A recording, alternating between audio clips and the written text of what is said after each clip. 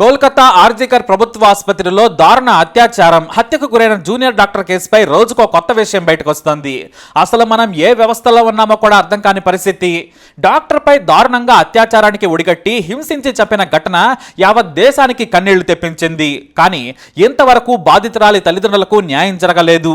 ఎంత దారుణమైన వ్యవస్థలో మనం బ్రతుకుతున్నామో తెలిస్తే వీళ్ళు అసలు నేతలా పోలీసులా అని సిగ్గుపడతాం. నాటి ఘటనలో పోలీసులు నేతలు కలిసి బాధితురాలి తల్లిదండ్రులను ఎంత మానసిక వేదనకు గురి చేశారో అర్థమవుతోంది. ఉదయం 7 గంటలకే డాక్టర్ను దారుణంగా అత్యాచారం చేసి చంపారని పోలీసులకు అర్థమైంది. కానీ డాక్టర్ తల్లిదండ్రులకు ఉదయం 10 గంటల 53 నిమిషాలకు ఫోన్ చేశారు అధికారులు. మీ కూతురి ఆరోగ్యం బాగాలేదు, ట్రీట్మెంట్ తీసుకుంటుంది, కంగారు పడద్దని చెప్పారు. ఆ తర్వాత అరగంటే మరో అధికారి ఫోన్ చేసి మీ కూతురు ఆత్మహత్య చేసుకున్నట్లుంది, చనిపోయిందని చెప్పారు. దీంతో చిన్నప్పటి నుంచి బంగారంలా పెంచుకున్న కూతురు కష్టపడి పీజీ సీట్ సాధించింది.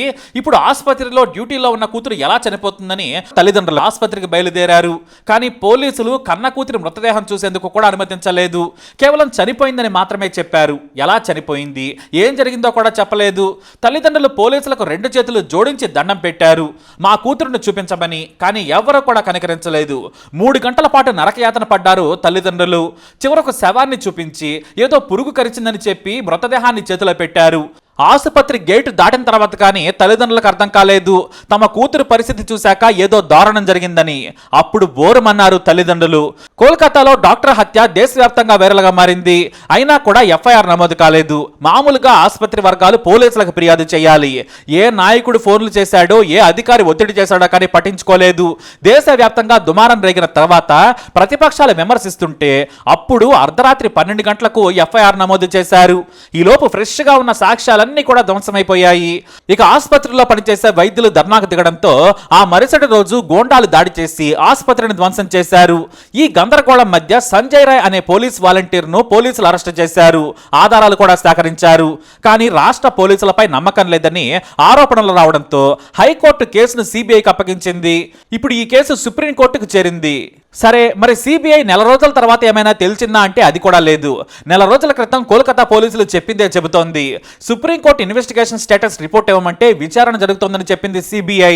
దీంతో సెప్టెంబర్ 17న ఫ్రెష్గా రిపోర్ట్ను కోర్టుకు ఇవ్వాలని ఆదేశించింది.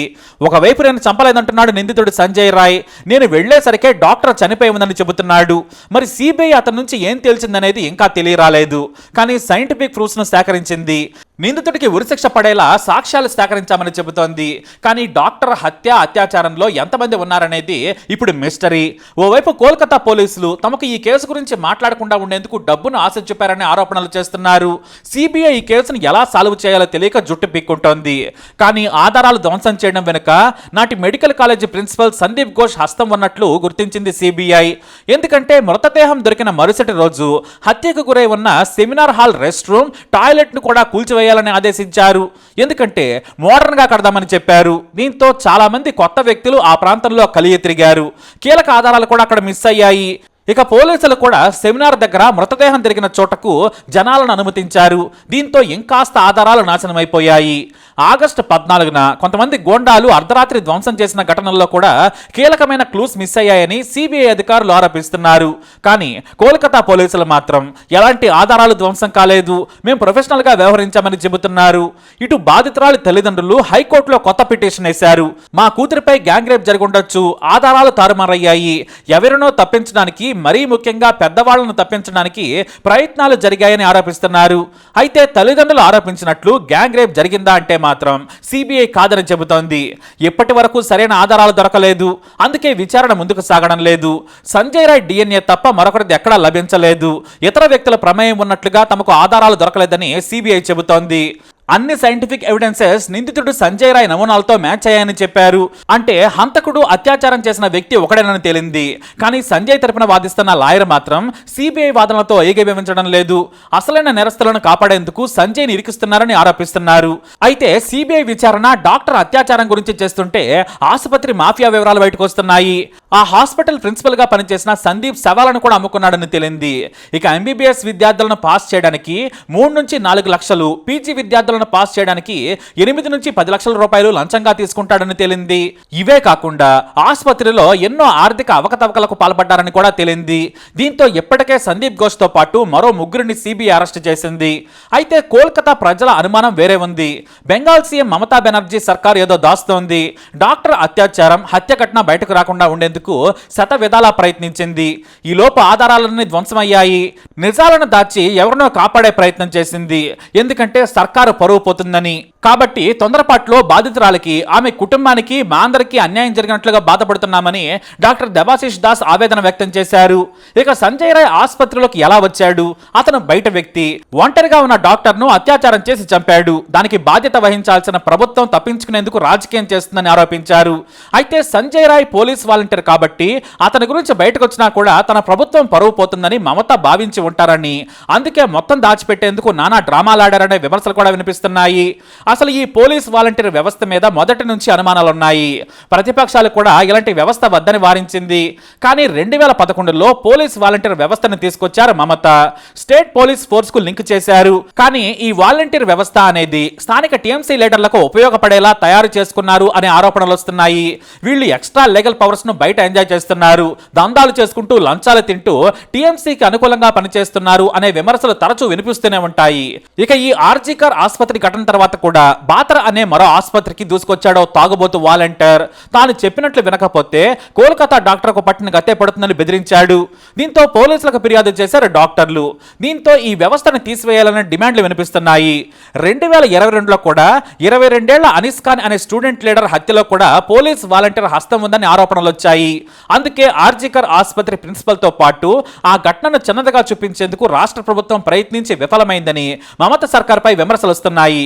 మమతా బెనర్జీని ప్రజలు నిలదీస్తున్నారు, అనుమానాలు వ్యక్తం చేస్తున్నారు.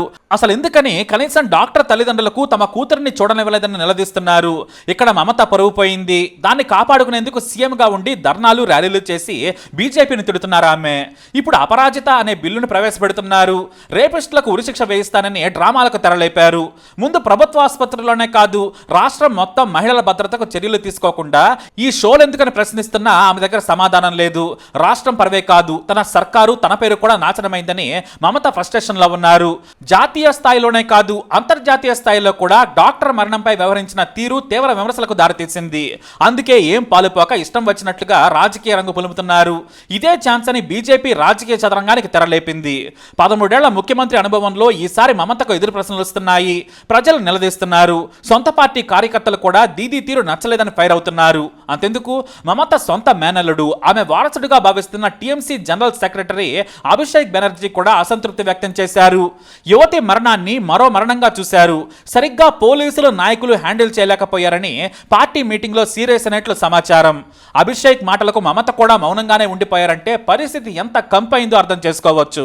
ఒకవైపు దారుణ అత్యాచారం, తాను పనిచేసే చోటే భద్రత లేక యువతి చనిపోతే శవంపై పేలాలు ఎరుకుంటున్నాయి బీజేపీ, టీఎంసీ. ఈ వ్యవస్థ మారదు, పోలీసులు కూడా నాయకులు చెప్పినట్లే నడుచుకుంటారు, బాధితులకు కూడా నరకం చూపిస్తారనడానికి ఇదో ఉదాహరణ. ఎందుకంటే అధికారులు నాయకుల చేతిలో తోలుబొమ్మలని తెలిసిందే. వాళ్ళు కేవలం సామాన్యుల మీదే ప్రతాపం చూపిస్తారు. ఇది నిజం. మీరేమంటారు? మరి కోల్కతా కేసులో న్యాయం జరుగుతుందా? మీ అభిప్రాయాన్ని కామెంట్ ద్వారా తెలియజేయండి. ఈ వీడియోపై అప్డేట్స్ కోసం మై ఛానల్ ఫాలో అవ్వండి. అలాగే తప్పకుండా సబ్స్క్రైబ్ చేసుకోండి.